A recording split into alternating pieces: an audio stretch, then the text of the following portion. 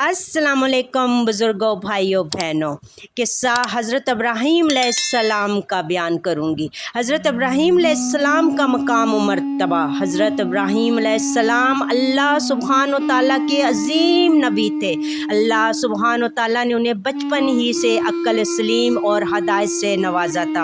अल्लाह सुब्हान व तआला ने आप अलैहिस्सलाम के कई बड़े बड़े इम्तिहान लिए और आप अलैहिस्सलाम हर इम्तिहान में कामयाब हुए। आप अलैहिस्सलाम को अल्लाह सुब्हान व तआला ने 3 ख़ुसूसी निस्बतें अता फरमाई। अल्लाह सुब्हान व तआला ने हज़रत इब्राहीम अलैहिस्सलाम को अपना दोस्त यानी खलील अल्लाह बनाया।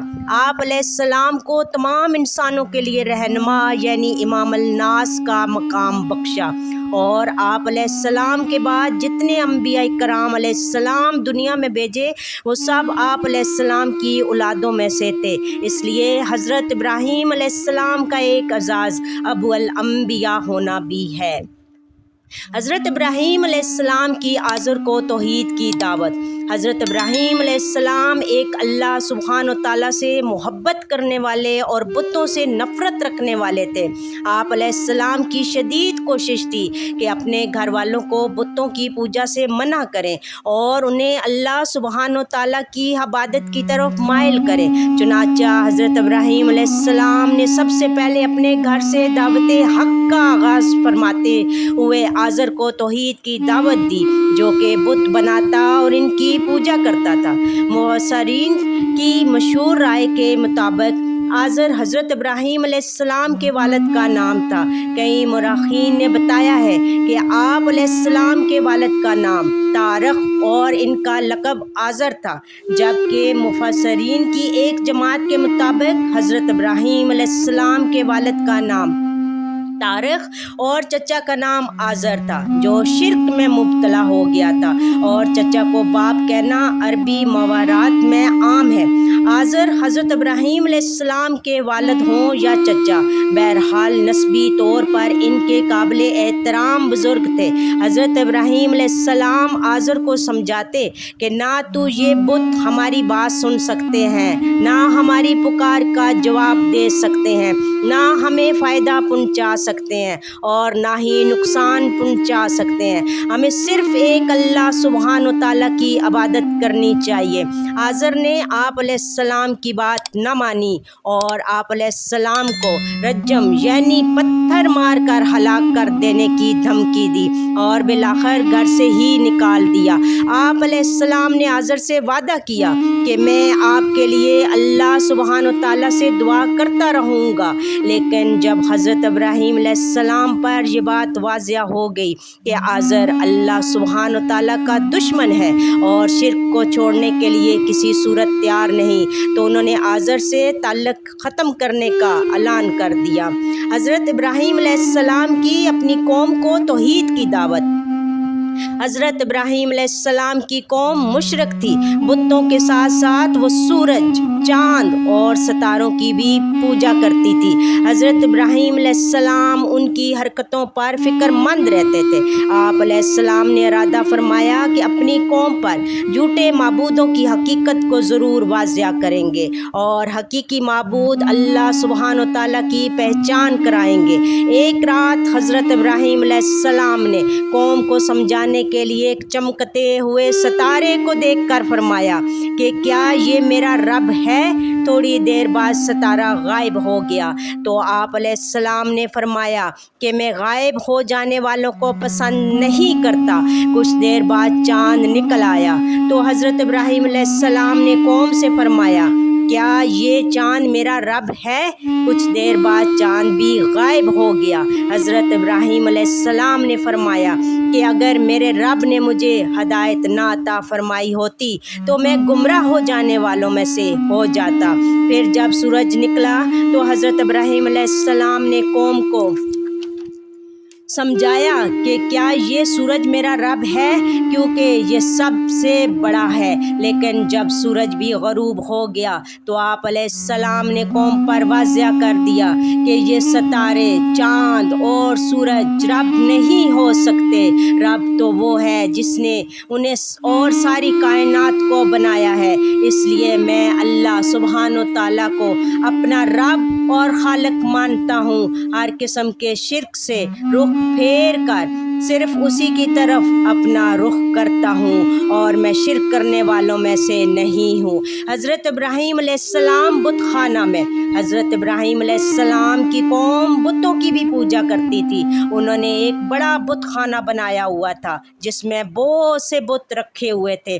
قوم بڑے احترام سے ان بتوں کی پوجا کرتی تھی۔ ایک دن جب ساری قوم جشن منانے کے لیے شہر سے باہر گئی ہوئی تھی تو حضرت ابراہیم علیہ السلام نے قوم پر بتوں کی بے بسی واضح کرنے کے لیے ایک زبردست تدبیر کی۔ آپ علیہ السلام نے ایک کلاڑا لیا اور بت خانے میں چلے گئے۔ آپ علیہ السلام نے دیکھا کہ بتوں کے آگے کھانے پینے کی چیزیں رکھی ہیں۔ آپ علیہ السلام نے بتوں کو مخاطب کر کے فرمایا، تم کھاتے کیوں نہیں اور تم بات کیوں نہیں کرتے؟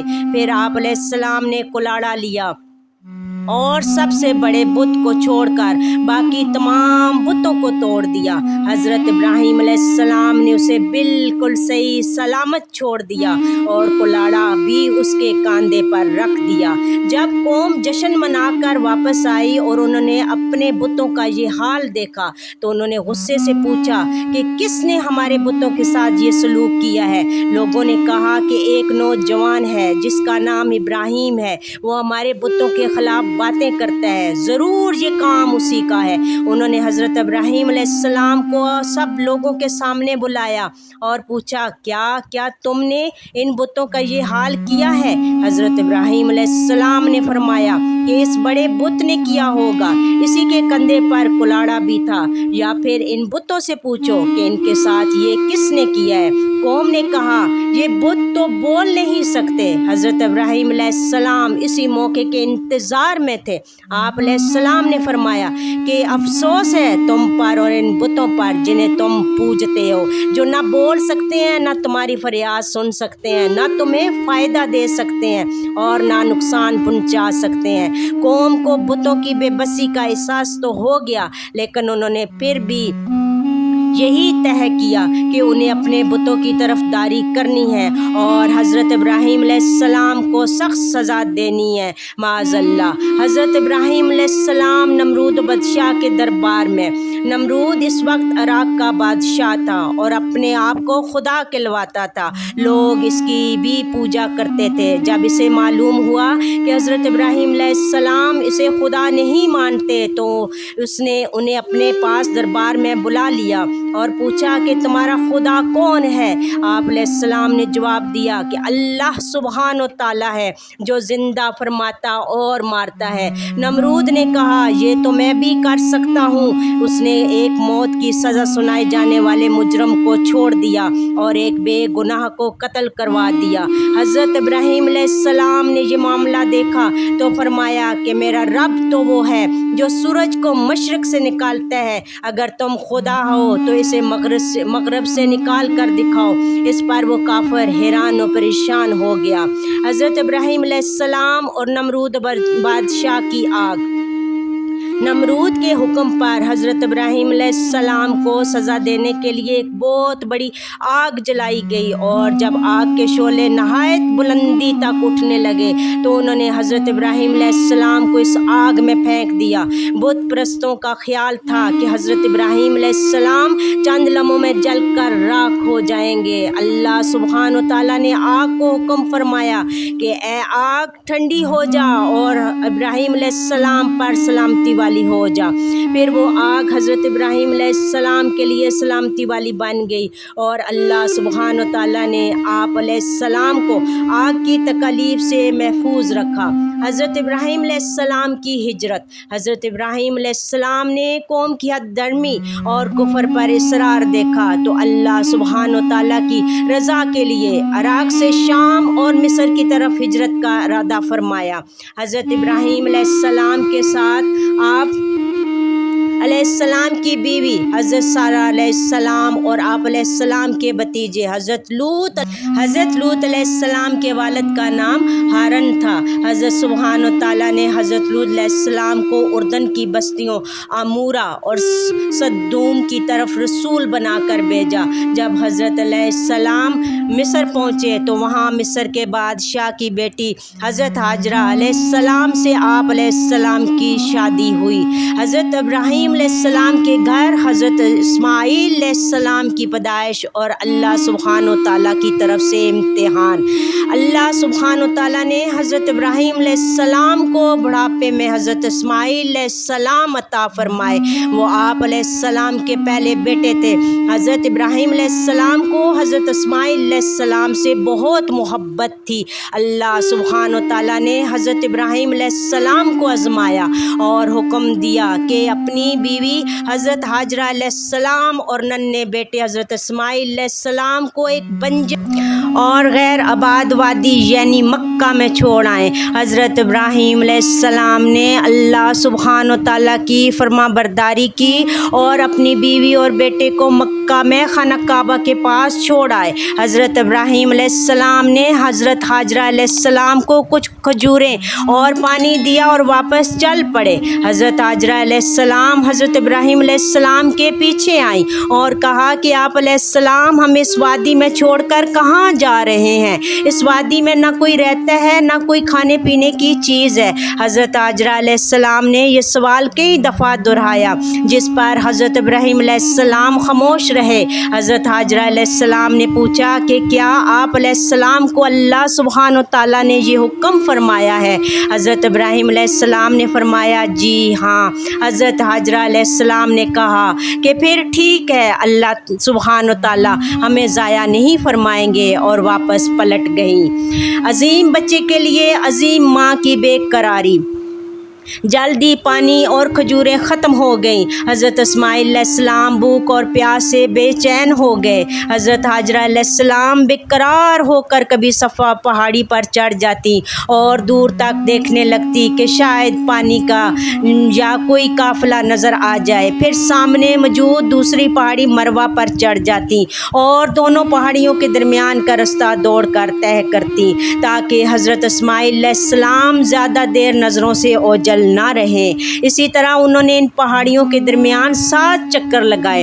अल्लाह सुब्हान व तआला को उनका ये अमल इतना पसंद आया कि इसे उम्रा और हज का एक हिस्सा बना दिया। इस अमल को सही कहते हैं। आबे ज़मज़म और मक्का शहर का आबाद होना। अल्लाह सुब्हान व तआला ने इस जगह के करीब जहाँ हज़रत इस्माईल अलैहिस्सलाम लेटे थे पानी का चश्मा जारी फरमा दिया। हज़रत हाजरा अलैहिस्सलाम पानी देखकर खुश हो गई और दोनों हाथों से रोकने लगी और फरमाने लगी ज़म ज़म यानी ठहर जा ठहर जा। कुछ अरसे बाद पानी को देखकर एक कबीला बनु उजर हम भी वहाँ आकर ठहर गया। इस तरह मक्का शहर आबाद हो गया। अजीम वालद और बेटे की सबसे बड़ी कुर्बानी। हज़रत इब्राहीम अलैहिस्सलाम कभी कभी मुलाकात के लिए मक्का तशरीफ़ लाते थे। हज़रत इस्माईल अलैहिस्सलाम जब कुछ बड़े हो गए और कामों में अपने वालद का हाथ बटाने लगे तो अल्लाह सुब्हान व तआला ने हज़रत इब्राहीम अलैहिस्सलाम का एक बहुत बड़ा इम्तिहान लिया। हज़रत इब्राहीम अलैहिस्सलाम ने ख्वाब में देखा कि अपने अकलौते बेटे हज़रत इस्माईल अलैहिस्सलाम को ज़िबा कर रहे हैं। अंबिया इकराम अलैहिस्सलाम السلام کے خواب سچے ہوتے ہیں۔ چنانچہ حضرت ابراہیم علیہ السلام نے یہ خواب حضرت اسماعیل علیہ السلام کو سنایا اور پوچھا کہ اس بارے میں تمہارا کیا خیال ہے؟ حضرت اسماعیل علیہ السلام نے جواب دیا کہ ابا جان، جس بات کا آپ علیہ السلام کو حکم فرمایا جا رہا ہے اس پر عمل کیجئے۔ آپ علیہ السلام مجھے انشاءاللہ صبر کرنے والوں میں سے پائیں گے۔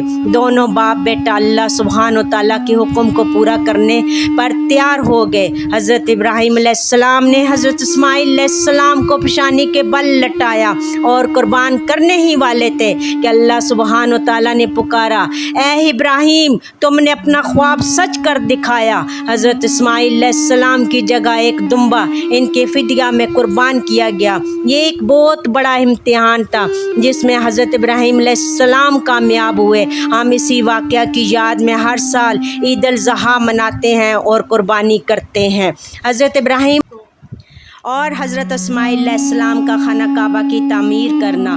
زمین پر خانہ کعبہ پہلا گھر تھا جو اللہ سبحانہ وتعالیٰ کی عبادت کے لیے بنایا گیا تھا۔ طوفان نوح علیہ السلام کے بعد خانہ کعبہ کی صرف بنیادیں باقی رہ گئی تو حضرت ابراہیم علیہ السلام اور حضرت اسماعیل علیہ السلام نے انہی بنیادوں پر خانہ کعبہ کو دوبارہ تعمیر فرمایا۔